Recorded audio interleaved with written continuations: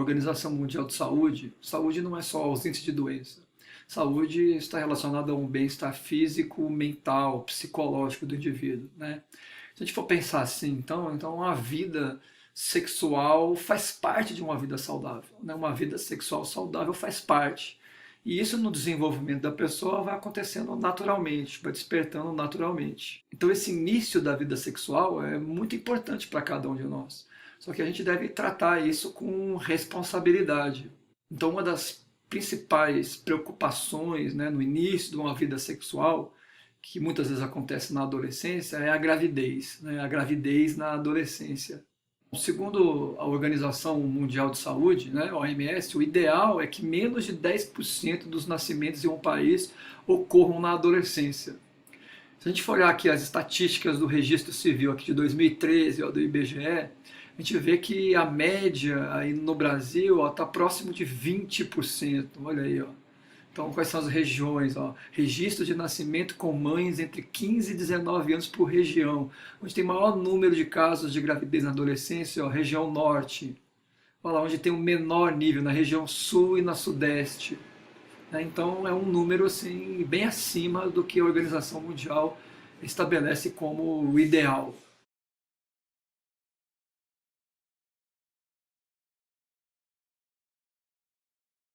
Se a gravidez na adolescência é uma coisa indesejada, se ela pode ser uma coisa muito ruim, então ele precisa ser evitado, né? Então 50% das adolescentes brasileiras não usam nenhum método anticoncepcional, né? Então a gente precisa conhecer, entender um pouquinho quais são os métodos anticoncepcionais e como utilizá-los de forma segura. A primeira coisa, não existe nenhum método 100% seguro.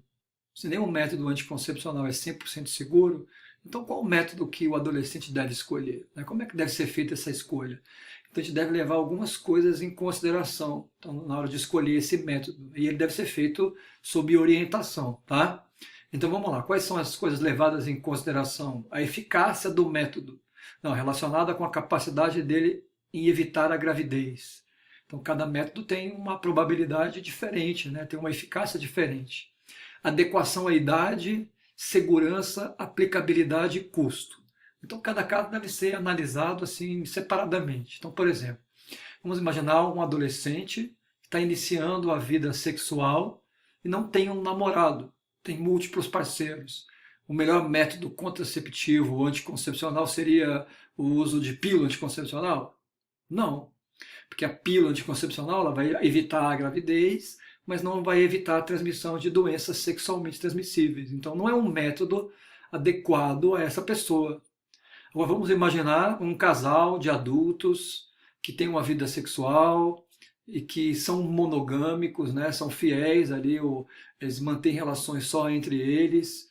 Então a pílula anticoncepcional seria um método mais seguro do que no caso do adolescente, né? Porque a probabilidade aí de doença sexualmente transmissível, considerando, né, que não vai haver traição aí, que não vai haver relação fora do casamento, então não vai transmitir doença nenhuma. Então cada caso deve ser analisado, né? Imagine também uma outra situação, por exemplo, uma mulher adulta que tem riscos de problemas cardiovasculares, tem vários casos de câncer na família, mas que é fumante, mas que é casada e mantém uma relação estável com seu marido. Então a pílula anticoncepcional não é um método indicado, porque não é seguro para ela. E nós sabemos que o uso de pílula anticoncepcional está associado, principalmente associado ao fumo, ao surgimento de doenças, aumenta a chance de ter doenças cardiovasculares, aumenta a chance de câncer. Tá vendo? Então, cada caso deve ser analisado separadamente. Nenhum método é garantido, nenhum método é 100% seguro. Existem métodos diferentes, né? Métodos anticoncepcionais diferentes. Os métodos de barreira são aqueles que evitam o contato entre o gameta masculino, o espermatozoide, e o gameta feminino, o óvulo. Né? Então, o mais conhecido, né, o mais utilizado é o preservativo masculino. E aí na figura nós temos uma demonstração de como usar o preservativo masculino. Né? Então, deve ser colocado no pênis ereto, não deve ser colocado só no momento da ejaculação, né? Então deve ser colocado antes, né, no início da relação sexual. Então pegou ali a camisinha, como é chamada, né, coloca lá na extremidade ali do pênis ereto, prende ali a pontinha para evitar a entrada de ar e para poder depois servir de reservatório ali para o sêmen e vai desenrolando ao longo do corpo do pênis. Aí depois de utilizado deve ser jogado fora, deve ser descartado. Um outro método de barreira, menos utilizado, menos conhecido, é o preservativo feminino, né? Então a figura aí demonstra como que o preservativo feminino deve ser utilizado. Também bastante eficiente, também vai evitar, tanto o masculino quanto o feminino vão evitar a transmissão de doenças sexualmente transmissíveis. Um outro método de barreira é o diafragma. O diafragma é formado por um anel de metal, né, com uma membrana aí plástica, e é colocado ali dentro da 20 minutos, geralmente 20 minutos antes da relação sexual, é colocado dentro da vagina e fica encaixadinho ali, ó, no colo do útero. Tá? Muitas vezes ele pode ser associado também com geleias espermicidas, né, que vão matar ali o espermatozoide. Tá? O diafragma é um método anticoncepcional, mas ele não evita a transmissão de doenças sexualmente transmissíveis, porque a parede da vagina fica desprotegida, né? É só um método de barreira, só impede que o espermatozoide entre no útero e chegue até a tuba uterina. Existem métodos hormonais ou químicos, né? Então o mais conhecido, o mais utilizado é a pílula anticoncepcional. A pílula anticoncepcional ela ficou famosa, mudou o comportamento das mulheres, porque com a sua invenção as mulheres passaram a escolher o momento que elas vão ficar grávidas. Elas podiam tomar a pílula anticoncepcional e ter uma vida sexual e decidir então se elas iam engravidar ou não. Então isso teve um reflexo muito grande na sociedade, que a mulher pôde então entrar no mercado de trabalho e pôde então retardar essa gravidez, né, e seguir a sua vida e ter uma carreira, né? Existem pílulas anticoncepcionais diferentes, a mais comum é que contém certas doses de estrógeno e progesterona. Esse nível alto de estrógeno e progesterona vai inibir a hipófise.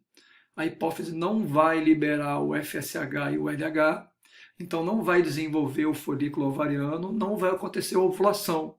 Então a pílula anticoncepcional é uma substância, seu mecanismo de ação básico é uma substância anovulatória, ela vai impedir a ovulação. A eficácia da pílula anticoncepcional é muito grande, apenas 1% das mulheres que tomam pílula anticoncepcional engravidam.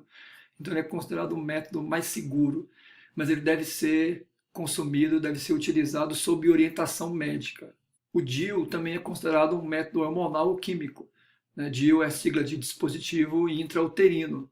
É uma pequena peça de plástico ali em forma de T, aproximadamente 4 centímetros de comprimento, é colocado dentro do útero. O próprio médico vai introduzir isso, vai colocar no interior do útero, né? E esse dispositivo ele vai ficar injetando hormônios femininos e esses hormônios então vão impedir que ocorra a fecundação, tá?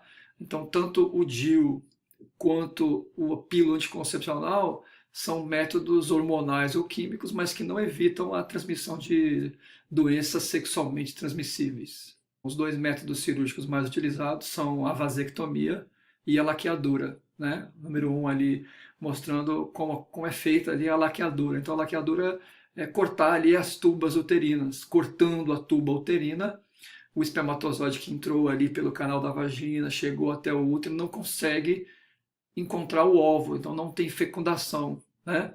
Na vasectomia, que é um método cirúrgico, mas é extremamente simples em relação à laqueadura, né? O canal deferente que comunica ali o testículo epidídimo com a uretra, né? Por onde vai passar o espermatozoide, ele é cortado, então o espermatozoide não consegue passar. Então, são dois métodos de esterilização. São métodos que são 100% seguros, tá? Mas que é claro que não vão evitar a transmissão de DSTs. Tá? Raramente vai acontecer a regeneração da tuba uterina e a mulher vai voltar a ser fértil, né? Então, são métodos considerados métodos de esterilização.